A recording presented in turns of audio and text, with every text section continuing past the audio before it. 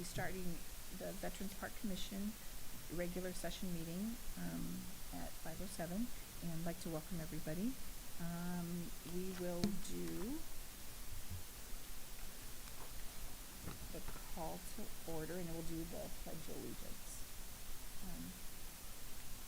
Supervisor Zenger, if you can lead us in the Pledge of Allegiance.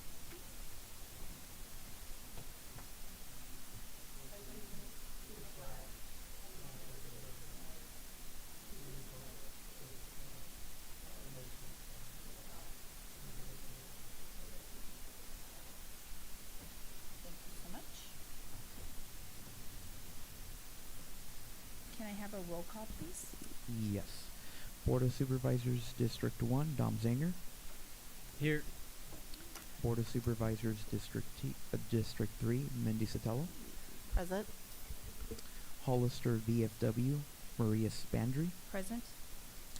And American Legion, Robert Duffy. Here. Chair, we have a quorum. Thank you. At this time, we'd like to have public comments. So this is the opportunity for the public to address the commission on items of interest not appearing on the agenda or not scheduled for the hearing. No action may be taken unless provided for by GC 56954.2. Each speaker has 3 minutes. It says 5, but we do 3 minutes. The San Benito County Veterans Park Commission welcomes your comments. Each individual speaker will be limited to a presentation total of 3 minutes. When addressing the commission via Zoom, phone, or in chambers, please state your name and county in which you reside. For the record, please address the commission as a whole through the chair. If participating via Zoom, select the Participants tab and click the Raise Hand icon. If you are using a phone, please press *9 to raise your hand. When your turn arrives, you will hear that you have been unmuted. If you are participating in person at the chambers, please complete a speaker card identifying the item on which you wish to speak and provide your completed card to the clerk prior to consideration of the item. Speaker cards are available on the table at the entrance to the chambers. Okay. We have George L. Nava. If you could please approach the podium, state your name and county in which you reside. Please turn me on. There. My name is George Nava. I'm from San Benito County. I am representing the Veterans of Foreign Wars, and I'd like to speak on the picnic area. For 2.5 years or 3 years now, we've been talking about re-roofing that bathroom, and every time I drive by there, it's still the same, and it's falling apart, and we need to take care of that as soon as possible. Also, I'm going to speak on the fencing area. I noticed the corner one on Hillcrest and Memorial was fixed, but there's 2 other areas, one by the, I think it's Works area building, has one sticking out toward the sidewalk, and then there's one in the picnic area that was backed into that needs to be fixed, and they look kind of awful to me. You know, we don't like to have make it look like a junk area. Everything else at the picnic area looks great, except that bathroom. So let's try and get it fixed. Thank you. Thank you. Okay. There appears to be no additional public comment. Okay. So I need a motion to approve the consent agenda items. Motion to approve consent agenda. Second. All in favor? Aye. Aye. Motion passes 4-0. So we're going to move on to discussion action items. Mr. Lee, first one.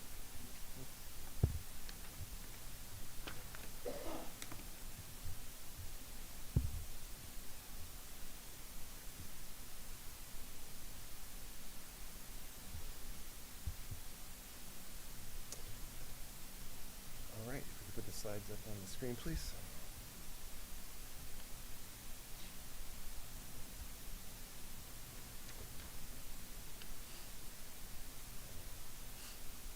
Pardon me? Here's not plugged in.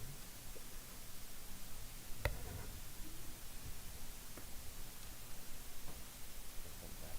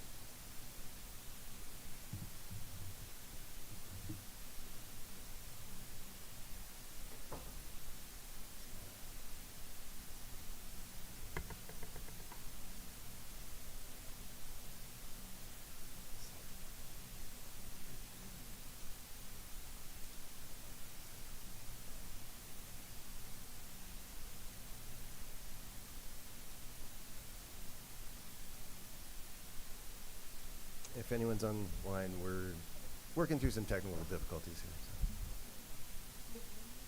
Oh, Sure. Yeah, yeah, sure.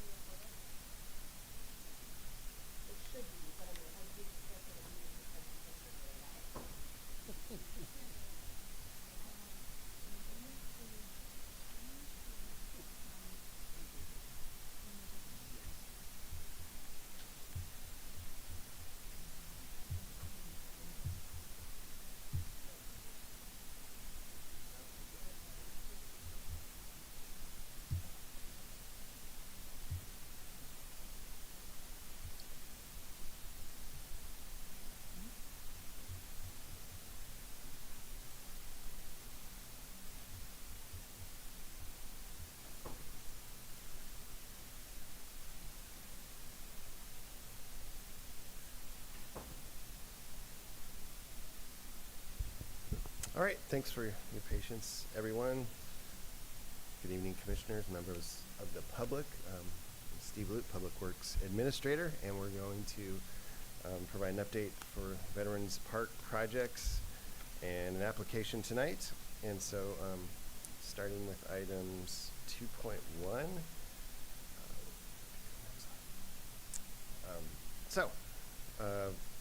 Pertinent to the previous public comment, one of the two bathrooms that we have been working on is located over by the skate park, and the ARPA funds that were allocated to that project were $350,000. The existing restroom essentially is, let's see if you're looking at it.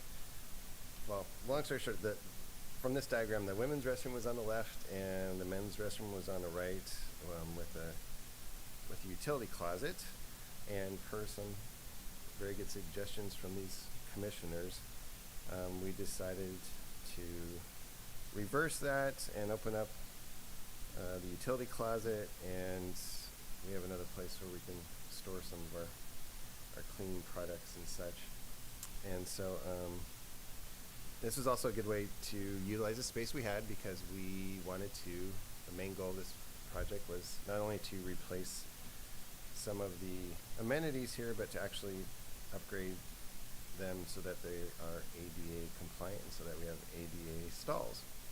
And so what we've done, on the right hand side, we now have the women's restroom and 2 lavatories. One of them is ADA compliant, and so is the sink.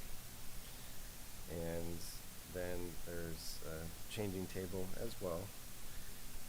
On the left hand side, we have the men's restroom, and the one change we've made just over the last few weeks that we're 99% sure we're going to be able to implement is, instead of having 2 sinks that we had considered previously, we're going to have replace one of those things with another urinal. So we'll have 2 urinals and an ADA compliant men's restroom as well. So that's the current status. If you go to the next slide, please. The budget, and this is the new layout. The budget is that was allocated is $350,000. The soft cost, as we call them, architect, admin, and construction management, is going to be approximately $40,000. And the contractor bid that we just received is $230,000. So that brings us up to about $270,000. And even though it shows up on the screen as light green, I have to get it into my thick skull that I need to use a different color to print because the hard copy is a little dark, and someone brought that to my attention at the planning commission meeting. But if you can't read it on your handouts, the remaining budget is $80,000. The only item that we're still working through with the city of Hollister is whether or not we need to upgrade a water meter and connection. That could possibly cost $20,000, which would bring us down to a remaining budget of $60,000. So that's where we're at. We're actually getting ready to begin construction within the next couple of weeks out there, and so we will have a minimum of 2 temporary facilities, 2 restrooms, porta potties, and we'll discuss in a moment if we need more than that, because we've talked about having 4 porta potties. We can get the commission's opinion on that, just based on use out there. 4 might be more appropriate for the temporary porta potties, but it looks like we should have at least $60,000 remaining, and potentially some of that could be used for the roofing across the street at the picnic tables. I don't know the price on that roof, but the project ARPA budgets, one thing that's worth noting is we need to go into contract with the contractor by December 31st of this year for all ARPA funds. So whatever we're going to do with ARPA budgets, whether it's this budget, some other budget for that remaining ARPA funds, and the next project needs funds regardless. So, but this one looks like we'll have about $60,000 remaining for this restroom remodel. And I'll pause there for questions and also input on how many porta potties the commissioners think we need while we're constructing the remodel for these bathrooms. So I'll pause there.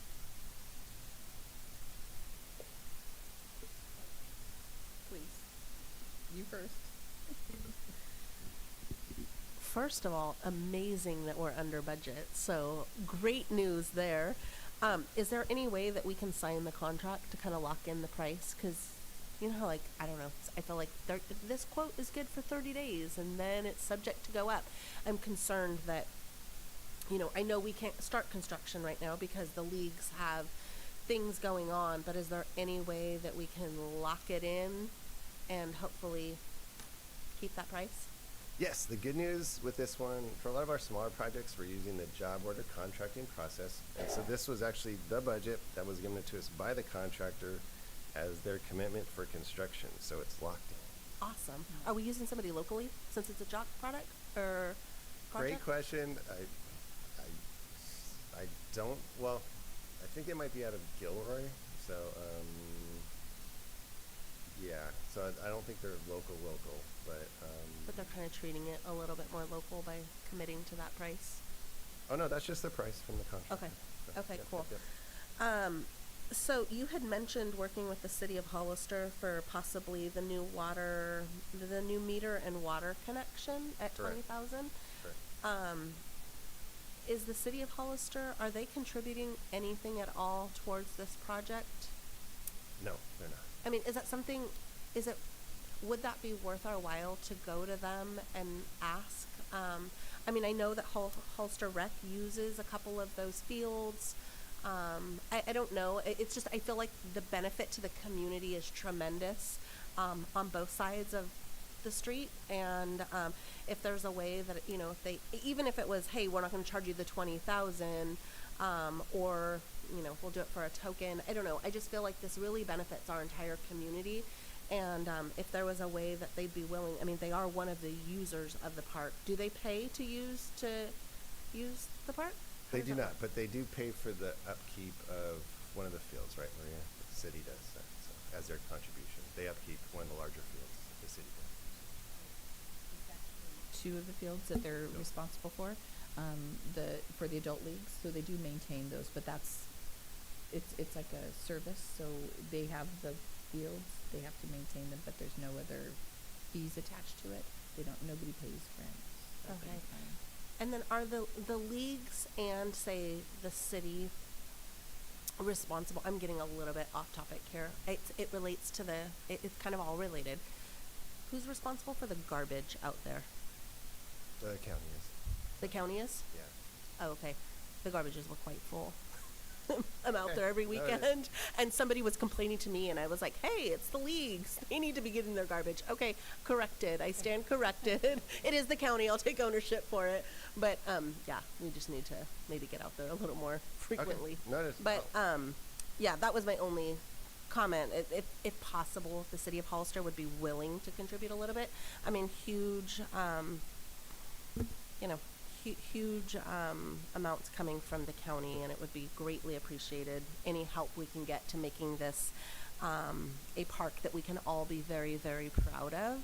And there are definitely some upgrades needed. I think I noted at the last Board of Supervisors meeting the bathrooms across the street, that, if there was anything we can do. So I'm so excited to see this happening. I can't wait until the end of the season so this can get done. And to be under budget is incredible. So well done. Thank you. Thank you. And I will definitely reach out to the city because they are partners, as Maria said. They take care of two of the fields, and then the teams take care of the other remaining fields. So I'll reach out and see if they want to partner. Thank you. Or if you need us to, reach out or whatever we can do as well. It being a collaborative kind of approach. I'm not saying, oh, you need to do this, but like, hey, how can we all kind of work together to achieve even more for our community together is kind of where I was going with it. So Yeah, absolutely. thank you very much. So, and I just have a question. So they're talking about the need for new meters. Why do we need new meters? Are we going to be now charging? And I know nobody pays for their water, correct? Is that why the need for the meters to go in maybe as part of future, because I know we need to review all of the contracts. The contracts have not been done since the 90s. So we do need to review those at some point. But the thing is that are we going to be asking, what is our water bill, and are we going to be asking the leagues to somehow contribute something minimal? Is that the need for the new ones, or? So the meter is technically to make sure the bathroom's functioning properly with what's being installed there, and to kind of monitor it better. Just for full disclosure, it's city water, so the county pays for the water to use from the city's water system. So we pay for the water. So we're just trying to use it as efficiently as we can. Right, and that's for, is it, because that's for watering the grass in the fields, correct? Like that kind, not just the bathrooms? Yeah, everything. Right, Everything. Yep. That's correct. Okay. So, and then the other thing too is, if we don't have that the excess amount since we're under budget, does it carry over? Will it carry over into the next year, or? So, no, we all have to brainstorm, and there's a couple uses I'll suggest in a moment, but for ARPA funds specifically, we have to have those funds obligated. We don't have to have them spent. We have to have them obligated. So we have to be under contract for a service or materials or XYZ to an entity other than the county by December 31st. So we do need to spend all of our ARPA funds. There's actually millions, but for this 60K or 80K, we need to use it this calendar year. So. Okay. And, so porta potties, I think since you're there all the time, two, is that gonna be sufficient? This is for the restrooms are by the skate park and the playgrounds nearby. That's the area.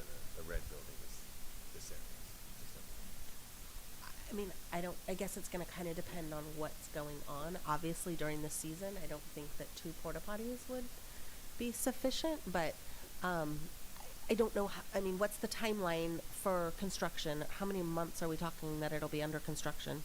So this one, it's between 4 and 6 weeks, and we are going to start this project while the teams are competing. We're going to wait for the parking lots resurfacing till after the teams are finished. But so to answer your question, it can start as early as 2 weeks from now and go to essentially the beginning of June as a timeline. So in that time frame, I know that not only do we have like playoffs and everything, but we also have the potential of having, I don't know if they've submitted their paperwork, but we're supposed to be having the carnival during Mother's Day weekend, that kind of time frame. So having the bathrooms down, I know they bring porta potties. That's one of their obligations is they have to bring porta potties, Right, and I for think the- they brought like 6 to 8 for that. Correct. But then, that's what I was just wondering. But then the other question I had for the porta potties is, when are they open and when are they closed? Because we don't want homeless going in there and ruining them for the players. When are we going to have them like open at a certain period of time and then somebody's going to go lock them up? They'll just be the same hours as the current restrooms, so I think our staff opens and locks them, and I don't think any managers have keys, but our staff would just do the same procedure as they do currently. So that's dusk to dawn, or when is that? Approximately, yes. That is correct. I just don't want them ruined for, you know, when you actually need them. Because there's some, like, night games with the city rec when they play all of the adult leagues with softball. So if they're to dusk, then they have no restrooms. And that's why I was asking, because they need them, they have night games until like 10 o'clock at night. Right, and that's why I was hesitant, because I do know we have the night games, so I'm 90% sure our staff don't access those restrooms in the evenings after dark. So I'll find out what the procedure is. But yeah, I realize that there are night games as well. So I'll know find out for you. even Hall of the Heat, Right. they play pretty late. I mean, she's 9 and she has games from 7:15 almost 9 o'clock at night. So even the girls are playing late. Right. And so I don't know if it would be, that would behoove us to have somebody from the city possibly locking them up, or somebody from after, having somebody else have a key so that we can't, it's not fair to ask the county employees to be there at 10 o'clock at night and locking them up. So, Yeah, so we'll follow similar protocols, but I'm curious myself what happens in the evenings with the restrooms, because I don't know the answer, but I'll find out. We'll keep restrooms open in the evenings, and maybe that means letting the managers have. mhm. Do you mind if I ask a question? So with the porta potties, are we also getting hand wash stations out there, or? We will. There will Okay. be a hand wash Okay, station as perfect. well. I just want to make sure that people can wash their hands after. Right. And the thing about the porta potties too is, will they be, how often will those hand washing stations be refilled during the day? Because if you have so many kids, I mean, there's a lot of kids playing. That's the busiest. I mean, there's a ton of kids, and so we can't have them have no water out there. So how often will they be refilled? So we'll So those are Sure. things that, go ahead. no, go ahead. I was going to say, what we talked about just internally, temporarily, briefly, was it'll be every day, Friday, Saturday, and Sunday during the week. We could have it daily during the week if there's games all around the clock. I'll just make it daily, no problem. And it sounds like maybe we should just plan for 4, I think so. just to be safe. Is that? And one of them is 88. The one's a larger one. There'll be one larger one, assuming it's available, but we'll be ordering a larger one. That's correct. So we will have an 88 bathroom there. Yes, we will. They're gonna have to have one there. So because I just there's just no way to have, in that one, does that have the capability of having a changing table or changing? I mean, how big is that? Is it just one of the big ones? And how is a mom supposed to change a diaper In the car. in the car? Okay. I well, know we ordered the larger ones that are 88. I don't know if there's a changing table inside. Okay. Well, I don't know. I just worry about, I'm more concerned about like the Babe Ruth where they have adults having to change their diapers. Yeah. Their adult diapers in there. And so if it's just one of the regular ones, I do worry about them because it's not fair for a mom to have them lean against the dirty old porta potty and then try to put their diapers on. And it's two adults can fit in there. But this is as far away from the Babe Ruth field I as know, but- possible, right? But parents still go over there to maybe participate. There's still adults going and watching other kids watch games, and I just want to make sure that we're covered with they're large enough for people that need it. Yeah. Because it's the grandmas, a walker's not going to fit in there. In the ADA one? Yeah, I don't think a walker will fit. I don't know. I would think so, those because are I would just the think you things. should be Those are able to just the go in things with a I'm making wheelchair. sure that it's- Okay. They're pretty big. Okay. We'll be ordering one Okay, thank large you. one and then 3 standard size. That's just my thing, with the and- ADA compliant, I was just making Yeah. sure that everybody can fit in this, and so. Yeah, I think it's pretty big. And I think okay. some of it is going to be trial and error, right? We're going to have to see, is it enough, right? If it's not enough, then I think we're going to have to Okay. pivot and, all right, let's order a couple more. Or, hey, we're going every other day and it's not enough, and keeping the water and the hand wash stations, we got to go every single day, or we've got to go twice a day. I think we're going to have to kind of work kind of diligently, cooperatively together through this process to kind of make it as smooth as possible. And so, Because what was the time period that you said that it would take to do them? So let's just say 6 weeks, say kind of worst case, and theoretically they're going to start in 2 weeks, so that'll take us to basically the beginning of June, essentially. have we let the leagues know that this is happening in 2 weeks? Now, once we're working with the contractor to get his schedule. Once we have this schedule, we'll distribute it to everybody. Okay. I probably will let Heat know right away, hey, in a couple of weeks, we don't have a contract yet, but just be aware that in a couple of weeks, we might be going into, the bathrooms will be under construction. I think, doesn't Heat have its own porta potties out there? They don't. took those out. Oh, they took them out? They've been gone for a while, yeah. Okay. Okay. I thought there was some. There is too?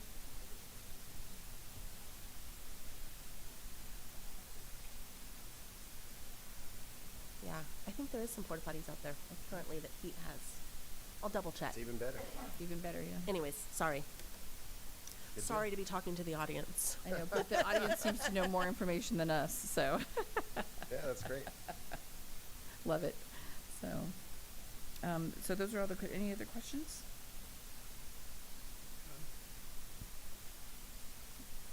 Okay. All right, great. So do we need to open for public comment on that one? Sure. If you'd like to make a comment in chambers, please provide a speaker card, and on Zoom use the raise hand icon feature by dialing *9. It appears we have no public comment at this moment. Thank you. Okay, so All right, thank you. So now, we'll jump to our second larger project that we're working on, which is the parking lot upgrades. So, we are past, I'll say, the initial phase of design for the parking lot, and now we're going into the final design phase. And what that means is the larger area in the gray up top, per direction from this commission, is going to be a food vendor, kind of picnic area, and we're going to have some room for food trucks, vendors, and just folks to, depending on how much funding we have available, picnic tables and some umbrellas.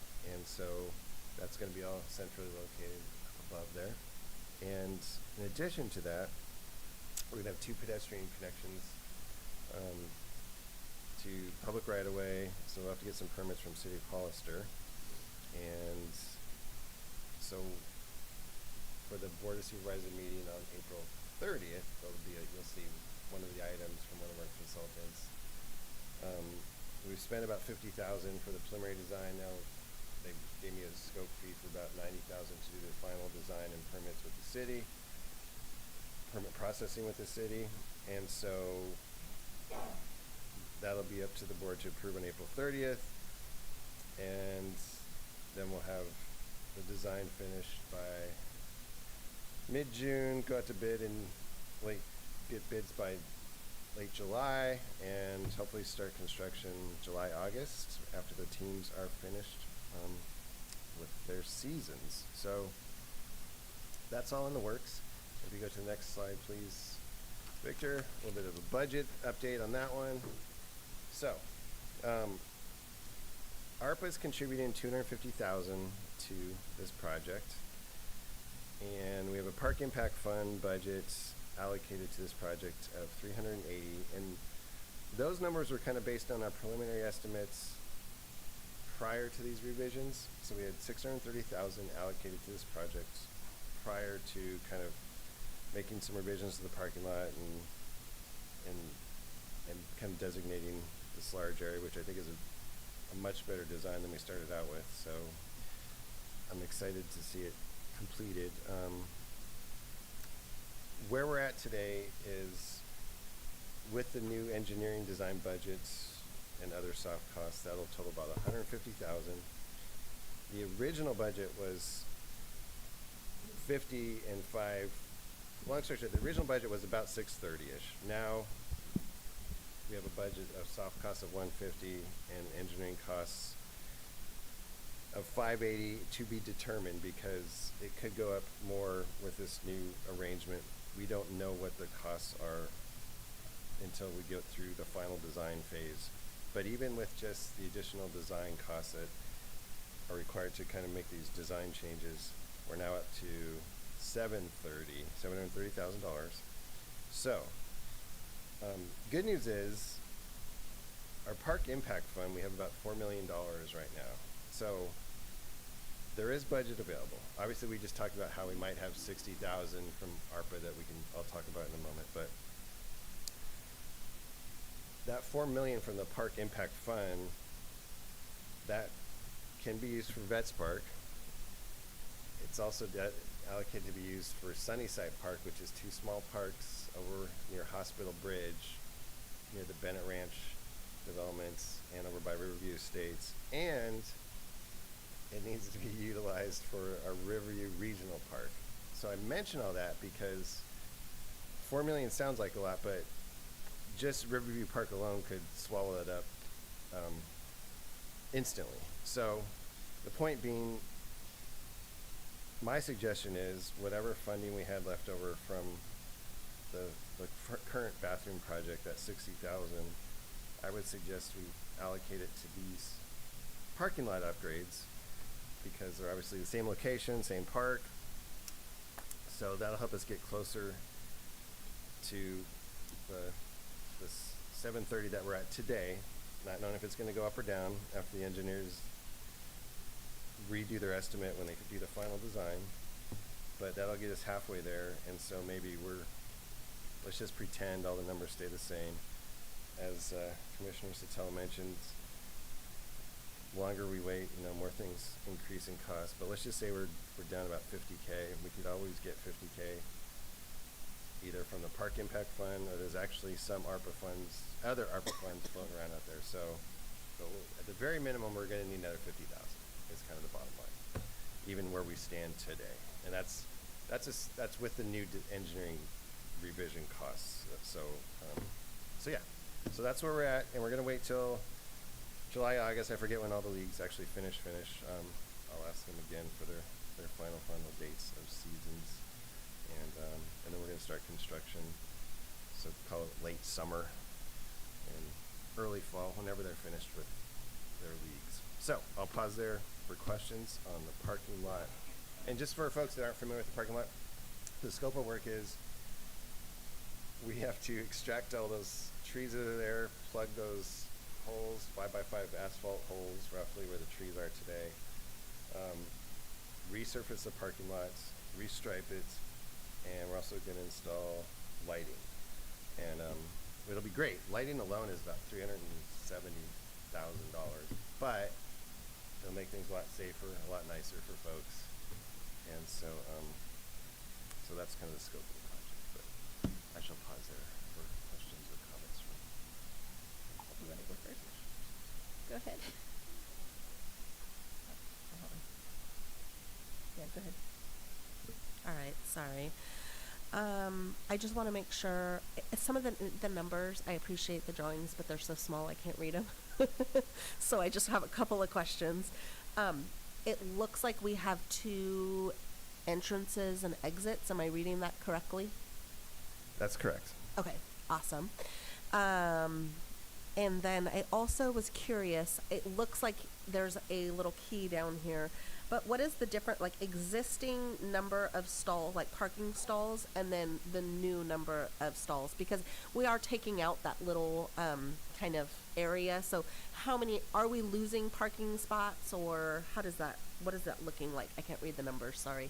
Yeah, we are. We're going to lose 40 to 50 parking stalls just to make the parking more efficient and actually standard. There's a few aisles when you're out there, and they're actually closer to the right than the left, where the parking stalls aren't standard size and the aisles next to them aren't standard size, and folks just kind of take their best judgment when they park Okay. there. So to answer your question, we're losing between 40 and 45, I think it is. Okay. Okay. closer And to- then we are resurfacing the entire lot. Are we also resurfacing kind of that little area that juts out that is where like the food trucks and stuff are going to be? Or is there a different type of surface that's going to be right there? So we're resurfacing everything up to where we're putting bollards. If you look to the left of the left side of the drawing, there's an arrow. We're gonna have some bollards so those will be fire access. And go back one more, please. Kind of with the darker area? So everything to the right, including the shaded area up above, that will all be resurfaced. We're gonna stop essentially where the striping is on the left. We're just gonna place some bollards there. There's that entrance, kind of a pet entrance to the gate there, and there's like some buildings down below. We're not going to be resurfacing that area because we're not doing any improvements to that area. It's just for fire access essentially. So does that answer your Okay. question? Okay. Yeah, thank you so much. Those You're are welcome. the questions I had. Thank you. You're welcome. So both of those entrances are used, not just, one of them is not just fire exit, it's for people to come in on both sides? Yeah, so down off Memorial, actually the road, that we're gonna have 2 driveways per the request from this commission, 2 driveway accesses. To the left, that's just the fire access for that trail that goes up around to. Right. Does that make sense? Yes. So the delineators that are gonna be up, is it blocking to where if somebody on the right-hand side for the skate park in Hollister Heat, will they be able, are the delineators going to be blocking where, or do you have to come out to go to the Little League? Or is it, So the delineators essentially, and yeah, this diagram doesn't show it great. The delineators are essentially where you see the pedestrian pass along the perimeter. So on the side near the fields, there's a pedestrian path there. And then over near the skate park, there's a pedestrian path. So we'll be putting white delineators along those pedestrian paths, just to give the cars notice that, there's pedestrians here walking in front of you. so if you're coming in the right side, you only can, like the right side of where the new entrance is gonna be, you can only go in that area? And then the other one is just for the Little League, I guess that's what I'm asking. Is that making sense? It does. So, again, the 2 pedestrian crossings that are going perpendicular to the roadway, those won't have delineators. Cars can circulate through there, Okay. essentially. So it's just the perimeter around where the fields are, where the skateboard park is. That's where the delineators are going to go. So. And last time, Little League had concerns about the left-hand corner. Is there any delineators going over there, or did we do anything to that corner? We're putting bollards there just so for fire access, fire vehicle. Is that? Where the dirt road goes down? So up here, right? Yes. Yeah, we're just having bollards there for fire access. So that area is going to pretty much look the same as it is today, with bollards. With bollards.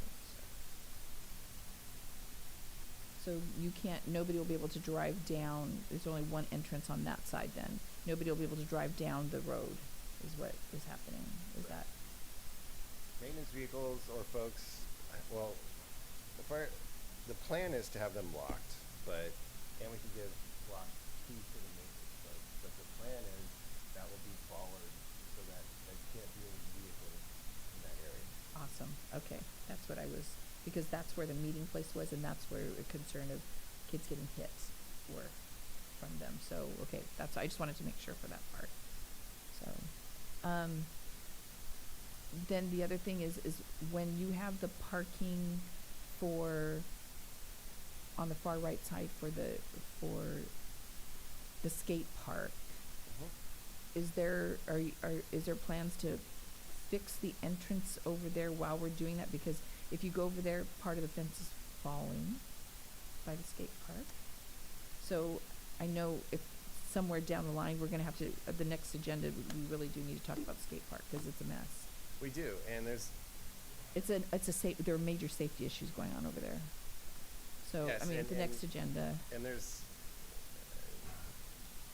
I'd like this commission's opinion, but there's discrepancy on if the city owns a skate park or if the county owns a skate park, cause, so it is the county, and that is like part of the lease with the 2 softball fields. They're supposed to be maintaining it, but the problem is there's so many illegal ramps going up right now. And then there's also a vendor that keeps driving his truck in there and disconnecting and setting up tables, which is a safety issue. There's latex paint being used to paint. It's just, there's safety issues. Yeah, yeah, so and I was trying to find the lease on the skateboard park. We're still searching because supposedly the city maintains the skateboard park, and those other 2 fields like you mentioned.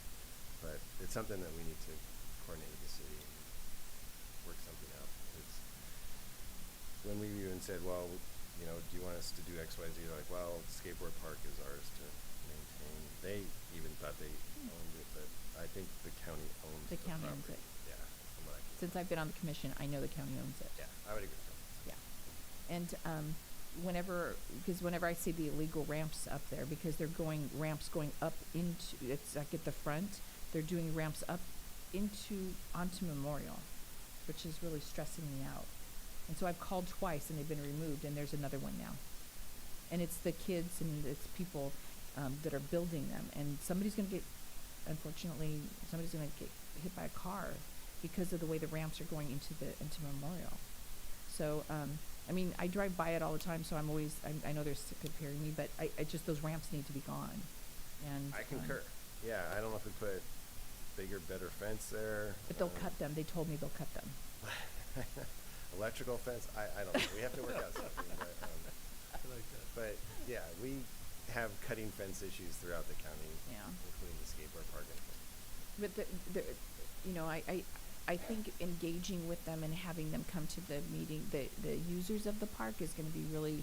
I mean, I don't mind going over there and talk to the kids and telling them, y'all need to come over here and give us some suggestions on what you think are safety issues, because I think having their engagement, they're going to take care of the park if they feel like they're being listened to and their wants and needs are met, because this really isn't, there's no other skate park. And so, I mean, I think it's really important to engage with them and say, give me some ideas. And I think that's going to be, because it gives them ownership. It gives them like a place that we're going to take care of it. You know. Yeah, what we can do, we can have an agenda item.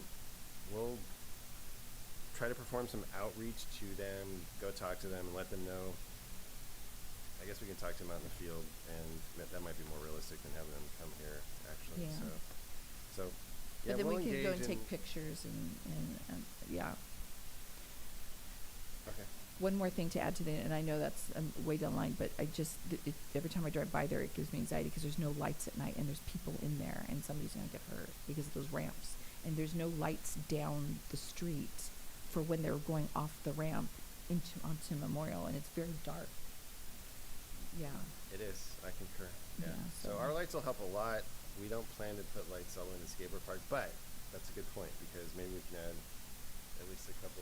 Like a dual double head. end, so Yeah. double end, one onto the parking So- lot and one into the skate park. Yeah, that's a good On the idea. single so add some one. dual head lights down Right. there. That'll help a lot, actually. So. And then that will prohibit drug use, or drug sales and everything else, because it's visual.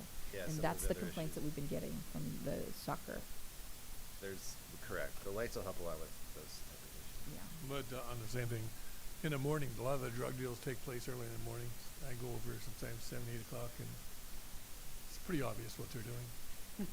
It is, In fact, and one I person think- drove up to ask me if I was the person that was supposed to meet with. Fortunately, I didn't have anything to tell them. Yeah, I think law enforcement's aware of the They are. situation, but, yeah. It's not a yeah. lot of vehicles, 1 or 2.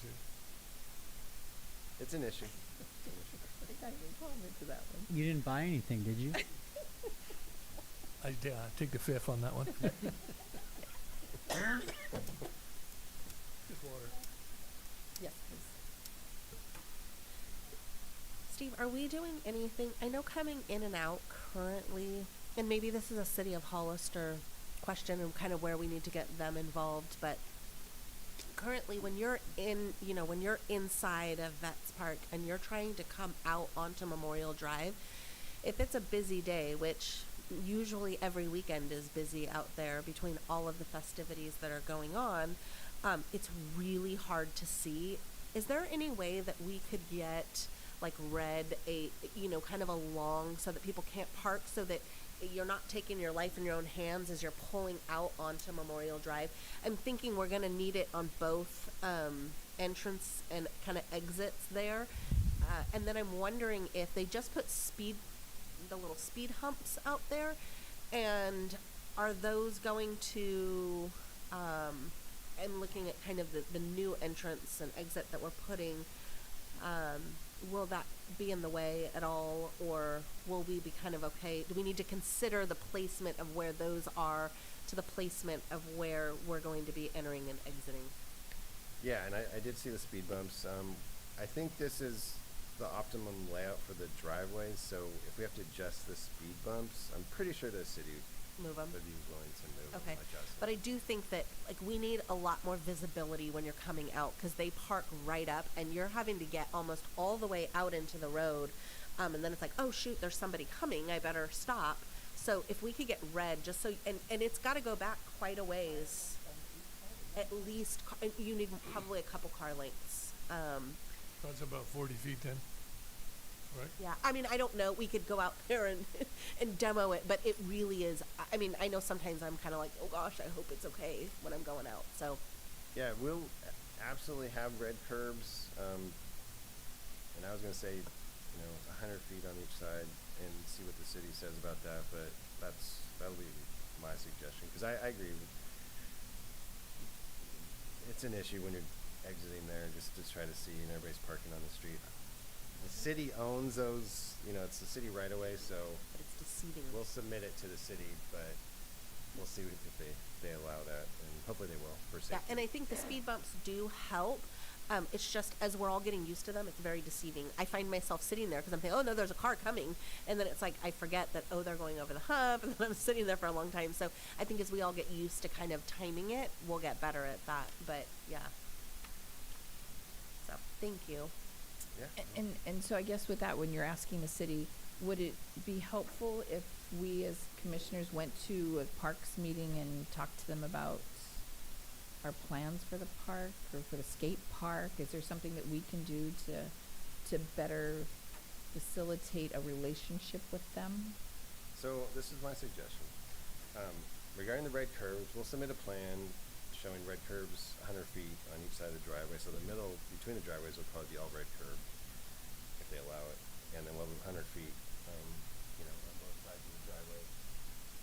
Then, and we'll see what the city says. They might say fine, because it's a safety issue, and agencies usually don't push back on safety issues. So that's number one. Number two, I'll figure out who should be invited to this meeting, whichever city parks person oversees the skate park. And, I'll have an agenda item, and we'll just have the discussion, about the skate park and some of the issues with the city parks person that oversees this area. And, so we'll start the discussion, invite him here. I like the idea of having the red, obviously. My only concern is if we go 100 feet, people park on the street all the time, and if we're losing 40, 45 parking spots inside, what I don't want to do is create an issue that, well, now it's red all along this side, so now everybody has to park across the street, and now they're having to run across, because I feel like then we're just creating a new safety issue. So I want to be really mindful of that too. So, you know, I don't want it in stone that, okay, we're doing 100 feet or whatever. I think we're going to have to be what's going to be the best scenario. Don't want to create another safety issue. There's a lot going out there. It's exciting to see because there's so many kids out there, and but I think we have to be really mindful of making sure safety is like our number one concern. Yeah, well, I think city code is a minimum of 50 feet on each side of a driveway, and I'd have to check. So you're talking about 2 more cars potentially losing. So we'll see. We'll talk about that internally. Understood, because because the existing layout is substandard with parking stall size and aisle widths, there's gonna, when you lose 40 or 50 stalls, those folks are gonna wanna park somewhere else. Is there a way to use the Babe Ruth area where you could, if there was, you know, it's super busy on the Little League, the Heat side, and soccer's going on at the same time, but do people realize that you can park? Once your kid has gone through, you realize, oh, there's parking over here. But if you haven't, then maybe, you know, and I'm wondering, is there a way for us to, hey, additional parking on kind of the Babe Ruth side? We can spread the word with the teams. I think once parking becomes impacted, I'll say. They'll figure it out. Yeah. Okay. I mean, it's a little bit of a walk, but it's not too bad. So because we have now the speed humps, whatever they're called, it slows traffic down. And I know we've talked about this many, many years ago when I first started, about having a crosswalk installed somewhere in the middle of this area. Is that something we can approach the city to? Because that's so really there's no place to cross. You have all the way at Hillcrest, and you have all the way at Sunnyslope, but there's no place to cross in the middle to come, even if you're parked on the other side. There's no crosswalk. Is that something that we need to discuss about? If we're losing parking slots, they're gonna park across the street, but there's no parking, so it's like dodging. It's like Frogger jumping on, it's gonna be dangerous. So is that something we can talk to the city about putting some sort of pedestrian walkway on Memorial somewhere? This is my opinion with, like, I call it mid-block crosswalks. If you can slow the traffic down enough and you can do a raised tabletop crossing that the fire department would approve on, and a bunch of lights and flashing things, that might be okay. But just to have a crosswalk in the middle of, this area, it's a pretty wide street. But that, like the one across right here, with all of the lights, the flashing, Right. The or difference the is one in the hospital. Right. The difference is that's an intersection, right? This is just a street, so people aren't prepared necessarily when you're driving down the street. Even with the speed bumps help, but when you're just driving down a road, you don't expect to see someone crossing in front of you. So the one in the hospital, in front of the hospital, that's what I'm thinking. They have where you push a button, and it's only you cross, because then they're jaywalking, truly. Then they can get cited because they're jaywalking. There's no safe place for kids to cross the street. The one in front of the hospital, you push a button and you could still drive if it's not flashing. But something like that would be good, don't Right. you think? And I'm more than happy to entertain it. It would be essentially a city project. It's all there right away, and might not be too expensive. Maybe. I mean, if I have to go to city council meetings, I'll go beg. Well, I would suggest this. Let's let this parking lot have some momentum, perhaps during the summer, if we want to bring that up. And we can bring that up when we talk to the parks person. I'll bring it up with city manager and public works director. But mid-block crossings are a little tricky, because if you have the money and all those items I mentioned, they're okay. So it's a project essentially, right? So, yeah. It's just now that we're losing so many, we're gonna have to think out of the box of what can we do because we're losing so many. People are gonna park across the street and there's no place for kids to cross. And they're so excited to play their games, they just wanna get there. So, I mean, it's something that we really, we really do need to think about asking, so, but, Yeah, okay, it's not a bad idea. Just, it's a project, but it's not a it's bad a idea. project.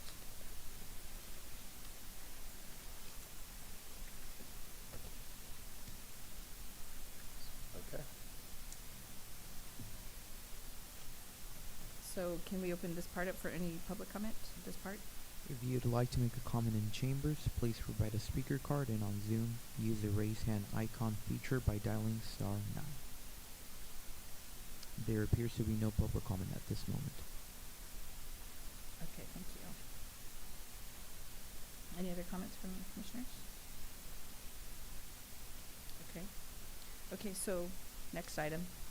Next item, 2.2, the county received an application from Hollister Dogs LLC to, let me take one step back. So, this vendor had a county franchise agreement approved a few years back. It has since expired, and so the county reached out to the vendor and informed them that their current agreement has expired, and so the vendor has applied for a new franchise agreement to sell hot dogs at county parks and specifically Vets Park. And so it's now up to this commission to decide whether or not to approve of that application, and possibly, and I don't know, but possibly that vendor is online. I encouraged them to be here in person, or at least be online via Zoom. I'm not sure if that's the case, but not online. Okay. So, we received an application, and it's up to the commissioners whether or not they would like to approve that application. Can I go? Do you mind? Okay, so, I think that the city currently has policies about vendors. I think what we need to do is because we're gonna be having vendors in this park, I think that we need to have an application process. We have to come up with the policies and procedures. Right now, we don't have a policies and procedures. And I don't think it's fair to do one vendor and then not include all vendors. I think we need and we need to look at the history of the vendors, of infractions, violations, and that's part of the application process. Because the new ordinance is, and I think we need to be in the same, so that I don't wanna make it confusing for everybody. I think if we work with the city of Hollister so that we all have the same rules, so that we don't, or we can tweak them a bit, but like right now, the policies are, you can stay in one place for 1 hour, 59 minutes. And then you have to leave for 4 hours. And that is reason, and you have to have bathrooms around you. Those are rules that you have to have. And so, mobile, we have to have definitions of what's considered a mobile unit.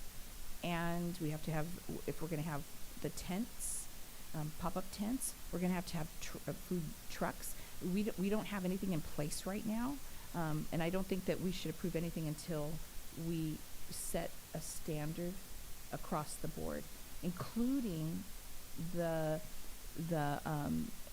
with this conversation, including the teams, and having a preferred list on top of that. Because I know, like, Babe Ruth loves them. Babe Ruth because he gives a portion of it. But then I've had so many complaints about how aggressive he is with Hollister Little League, and there's just, so I think but it shouldn't be just one vendor for an application. I think we need to come up with the procedures first, so that the people that are at the parks, or at the teams, they get to choose who they want there, because then we're opening it up. And are we gonna set a schedule for who is gonna be there? Are we gonna have a specific amount of time that they can be there? Those are my questions. I've got a couple questions. So, is this open to everybody right now, and is just this the only person that has applied for this vendor, or is it just that we only have one spot for a vendor, or how does this work? So it's essentially open, and this So is anybody that wants to be selling out there could come and do this exact thing. This is just the only person that has actually done this. correct. Yeah, anyone can come in, apply for the franchise agreement. They provide some paperwork. I think the fee is $252, which they have to essentially submit when they apply to have the franchise agreement. But it's open to everyone. I think, yeah, I'll just pause there and then we can answer some more questions. So you had mentioned, sorry, what are we called here? Are we called commissioners? Yes, you're commissioner. Okay. Commissioner Spandry had, you had referred to the city having policies. Does the city have policies for Vets Park? No, we have. No, just the city. Just the city. But you also have to gather information from, I mean, you have to apply for permits inside, from the city and the county. You can't just have county permits. You have to have. Except that this is a county facility, Correct. but it operates within the city. Yeah, it's kind of a unique one. So with the franchise agreement, if it was approved, this person could operate within Vets Park parking lot. 'Cause it's a county piece of property. So, But- and before I even continue on that, supposedly this person actually has city permits as a food truck operator within city limits. Just kind of an FYI. Okay. So with that, you have to have a, code enforcement is through the city. So if there's any violations, the city is the one that, correct? Am I incorrect? Well, But health permits would be through the county. correct. You have to have both, you have to have both though. So let's take one step back. On a county piece of property, our code enforcement, well, actually, no, I take it back. In city limits, it's city code enforcement. So even though we own the property, just like it's a city building permit and city things. So within city limits, it's city code enforcement. So Even though it's county property, Yeah, even though it's city. county But it would City. still be county health inspections and all of that's that, correct. right? That is correct. And then when we do these franchise agreements, what is the length of time? Is that like a 1 year? How long does the franchise agreement last? It is for 1 year, and if they're in good standing, they just pay the fee. And I mean, we would ask this commission, are you okay with renewing the fee? But it's an annual fee. So answer. And how long has this person had a franchise agreement? I believe their initial one was late 2021, and so it's valid till 2022, and then it's really been expired since then. In my opinion, I don't know. So he's had it legally for 1 year, and then it's been expired since. Am I understanding that correctly? That's my understanding. That's correct. And we have we've spoken to him about redoing it and he hasn't done, he's not been compliant. Yeah, we reached out to this vendor about a year Multiple ago, times. and yeah, maybe it was a couple times, and said you're expired, da da da da. And now his viewpoint is that he has city permits, and so that allows him to still, Go wherever he wants. yeah. And that's why I think it's really important for us to have a policy and procedures. Yeah. No, And to I have a agree. standard so that we can keep up with them. Because I was wishing he was here so that we could talk to him because, non-compliance, ignorance is not. We cannot have people sick. And so I just was hoping he was gonna be here so that he would understand, if we grant this, you have to follow the rules. Yeah, no, And absolutely. nobody is outside the box of following rules. bottom line, and it doesn't seem that that applies to him. So I totally agree with you regarding policies and procedures in place. I think having an application process, I think having it fair. I know I've heard of other vendors that are, oh, well, so-and-so told me I can't be out here. The county Right. said, and I'm like, I don't know anything about Right. that. So I 100% agree with you so that it is a fair and transparent process. I would suggest, and I don't know that this is right, but I would suggest maybe even bringing in some of the users and asking for their help in developing some of these policies and procedures, and kind of the application process, or at least getting their feedback and working through this process with them.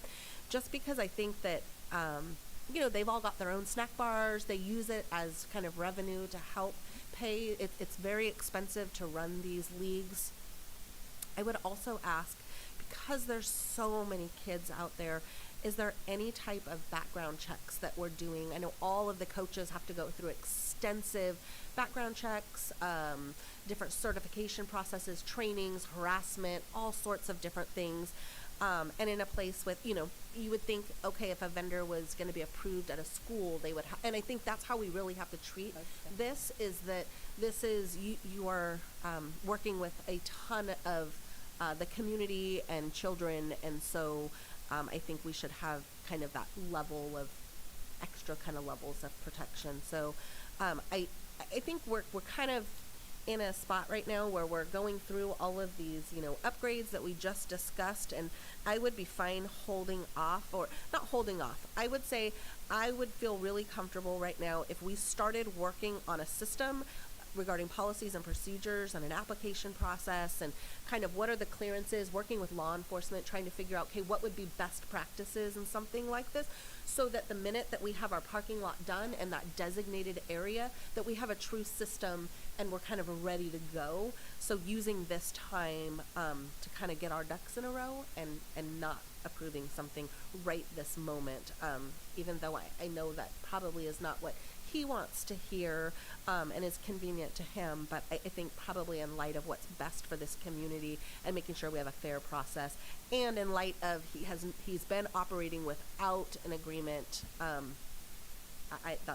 what I would suggest. So What about so if we're just gonna hold off on this, I mean, he did pay a fee for this though?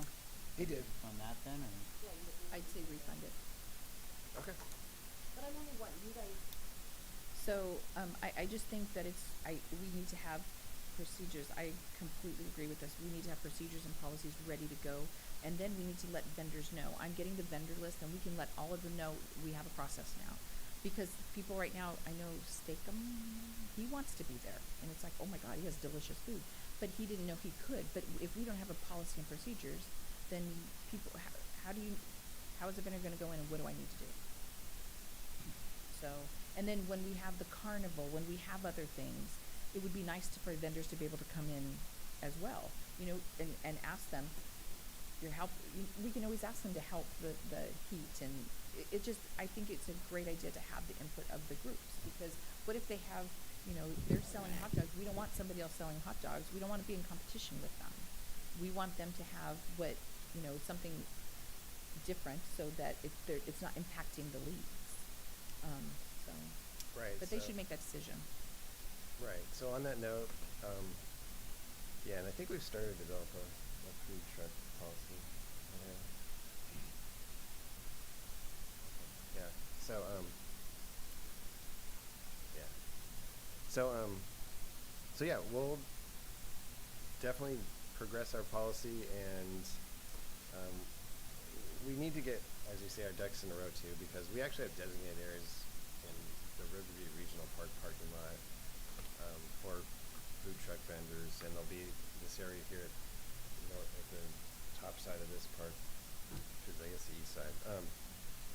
And I think as far as input, I will, when we're willing to entertain vendors and the team managers and those type of things, I think they need to show up at these meetings and provide their inputs if they truly care. Otherwise, I think it'd be up to this commission to decide. But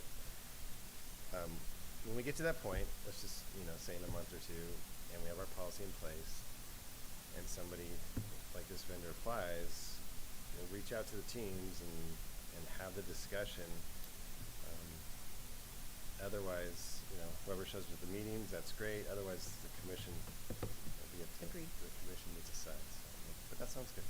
So, in the meantime, if it's the commission's will, we can refund the application fee and let the vendor know that we're still a work in progress. Hopefully in a couple months we'll have enough direction.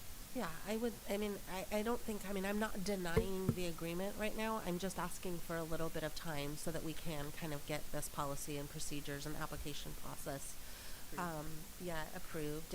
And I know it's tough. We're all here, we're part of this commission, and I don't think it's that people don't care. I think it's that we all have super busy lives, right? And so I do think, I like the comment earlier about going out to the skate park and meeting people kind of where they are, right? Like, we can't expect the kids to show up here per se, but if we really care about the community's input, sometimes it's not realistic for them to maybe show up to a meeting. So even though maybe they should, and so I wouldn't be opposed to, I don't know, maybe we have a meeting out there or something. I don't know, or maybe it's just we get designated representatives from a representative from Little League, a representative from Babe Ruth, and maybe it's their presidents or whatever. And I would be happy to reach out and start kind of that relationship and kind of building that. But I think it would be fantastic to get at least one representative from each league, somebody from Hollister Rec, to really help shape this, because it's important to all of us, and we're all going to have kind of a stake in it. So we do have that, and they are notified. Their emails are notified, and that's one of the agreements that they're supposed to show up.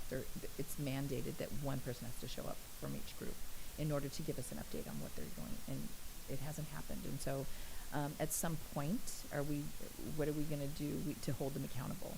So I will tell you, I was president of Hollister Little League for a period of time. I did not know it was one of my duties to show up to these meetings. So, it could be one of those things that, like, we have it written down somewhere, but does the current president kind of know that? What is the outreach? I do. Oh, you I did? do text them and remind them. This meeting I didn't, but normally I do. I wanted to see who showed up, but I normally text them, hey, don't forget, we have a meeting. And I send them the agenda. All right, At maybe that we point- just need to remind them. Yeah, at that point, if you're reminding them and they're still not showing up, I don't think we need to go to their house and try to get them or go to the park. You text them and they still don't want to show up. It's like, okay, that's your chance for the input. I don't know what to say. You know about it. You're supposed to be here. You don't show up. It's like, okay, well then you don't really get a say, I guess. That's how I feel about it at that point. So I just have a question about the vendor slots. How many vendor slots are open? How many people and are there vendor slots over by the skate park? How many vendor spots do we have? So in the previous layout, we had 4. I don't know, the current design, once we approve the final design with the consultant, we haven't decided that, I guess you'd say. So previously there was 4 slots for trucks. And that's for trucks, not pop-up tents and those kind of things. Those are my questions. Like, are we going to entertain both of those? Or because I'm kind of partial to Lily's fruits. I don't know if anybody's had her fruits, but I love them, and I think it's a healthy option. The agua frescas and the fruit, it's a healthy option for the park, and not having a hot dog. It's not, but give some having fresh fruit out there would be. But they don't have a mobile unit, so would it be okay to? That's why we need to put it together a vendor policy so that we can entertain having fruit, and we can entertain some of the pop-up tents, as long as they're following regulations and getting permits, they should be able to. So are we saying just vendor trucks, or are we saying that's why we need the No, 100%. It's just open to quote-unquote vendors. vendors? And actually, when the leagues did provide some input on the parking lot layout, we actually reserved an area for pop-ups and registration and team things. Nice. Near the skateboard park, we reserved just an open area for those type of activities when you're entering the soccer fields. So there'll be some room for pop-ups there as well, and theoretically vendors if they want to be there. So yeah, we're definitely open to that. So, I think the motion to approve this we're gonna have to approve or deny, and so we're gonna have to, can we table it? Is there some time to table it instead of saying denied? I don't really wanna, I don't want him to, cause I don't want to. We can do a motion to table, correct? Can we, okay, Correct. can we motion to table? Correct. I'd like Motion make to a table. motion to table. 2.2. Second. Okay, and so, That vote, you're gonna, so, all in favor? Aye. Aye. Okay, so let's table. sounds good. So the next thing I'm gonna ask is future agenda items. One thing that I wanted to make sure is that when, we do have a new candidate to fill our vacancy, and he's actually, Commander Garcia right here, Augie Garcia, he's the commander for. Okay, so just to know, it doesn't have to be the commander. Oh, I'm sorry, I'm not supposed to speak out to, so it's whoever's designated. Okay. So that, we just need to find out what the process is for them to put an application in, and then we'll find that out. And if you can send Felipe my phone number, and we'll figure that out to get that finished so that we can have the vacancy, please. But, so there's that, and, anything else for future agenda items? I think we covered everything.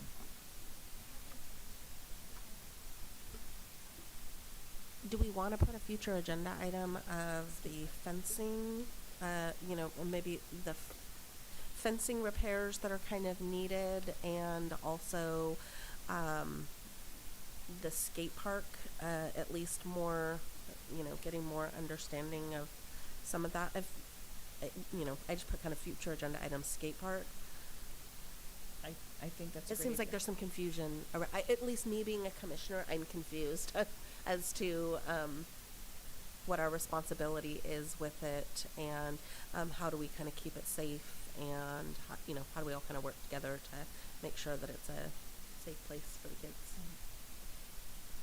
I don't know if that's.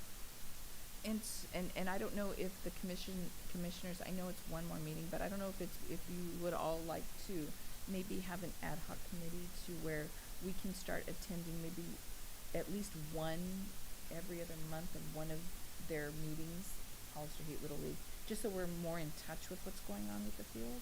I don't know if that's just something we should like designate, or if we just wanna go do that and just tell them we wanna come, just so that we can find out what's going on and what they're, because one thing that we never talk about is we don't ever talk about vandalism and what their what the adversity that they're facing and different on a daily basis, because we don't know, because they're not coming here. So I don't know if it's something that we should go to one of their board meetings and just listen to see and just ask them, get information in order for that to be more informed coming to this meeting.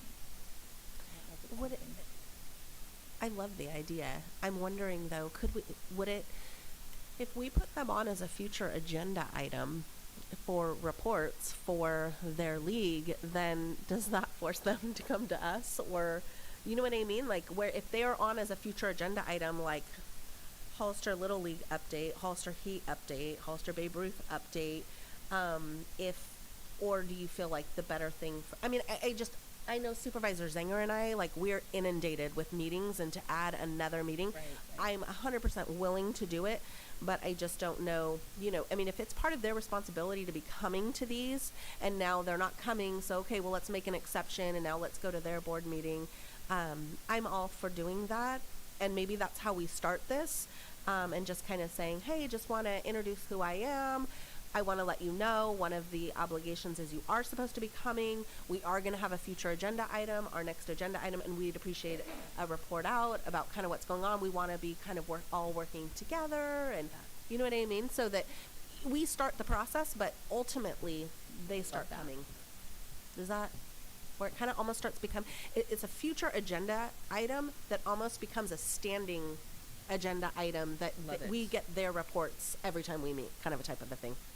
Yeah, that sounds great. And actually, roughly a year ago, we had several of them here because we were asking about their timing of leagues and things and whatnot. And then they did provide some input for the resurfacing. So, yeah, I think at the very least, we'll reach out to them and invite them here, perhaps in the next meeting. I think we meet every 2 months, I forget, but every 3 months.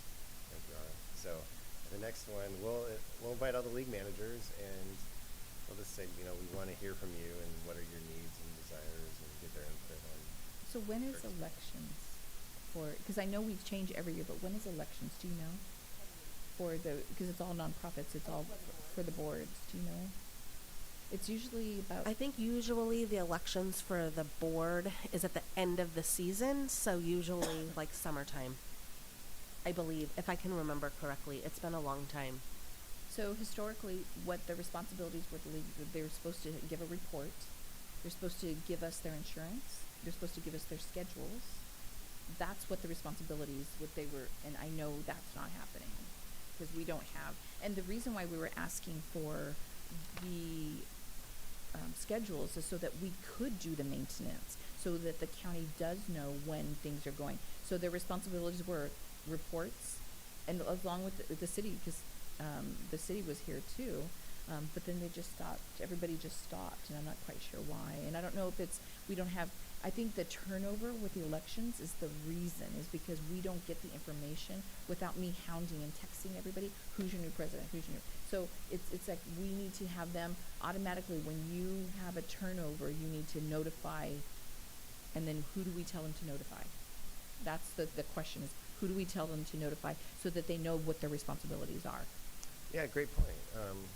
And the answer is probably myself, but we did reach out, as you noted, a year ago, and I think every team but one provided their insurance, just kind of an FYI. But it was an outreach effort, I'll say. So we need to do that again this summer, and maybe the next meeting is a good time. And I would be happy to, you know, do a couple of them, if somebody else wants to do a couple of them, or if we each take, you know, one or whatever it is. Just introducing ourselves, what we're, kind of the purpose of what we're doing, what we're working on. I think some of the updates that we have are incredibly important Right. to the users, you know, possibly some huge inconveniences. And so I would be happy to start that conversation and how important it is for them to be here. And I would support you doing that. thank you, Dom. Thank You you. doing I that, I appreciate the love it. support. So, and I don't mind going to them too, because Okay. I really think it's important for them to know who a point of contact is. And I really think it's important for them to know that we are really wanting to better the park. And by knowing who we are, I think that's important. So, I don't, like I said, I don't mind. I have everybody's phone number. If we Okay. can divide and conquer and find Okay, out when that they're. sounds good. So if it's okay with the commission, Commissioner Spandry and I will work on touching base with all of the different users and meeting with them, and then inviting them to our next commissioner meeting. Love it. Is that okay with everybody on the Is that okay commission? for everybody? Yeah. Okay. All right. Oh, perfect. So no other future agenda items other than that? No? Okay. So if I'd like a motion to adjourn. Motion to adjourn. Second. Awesome.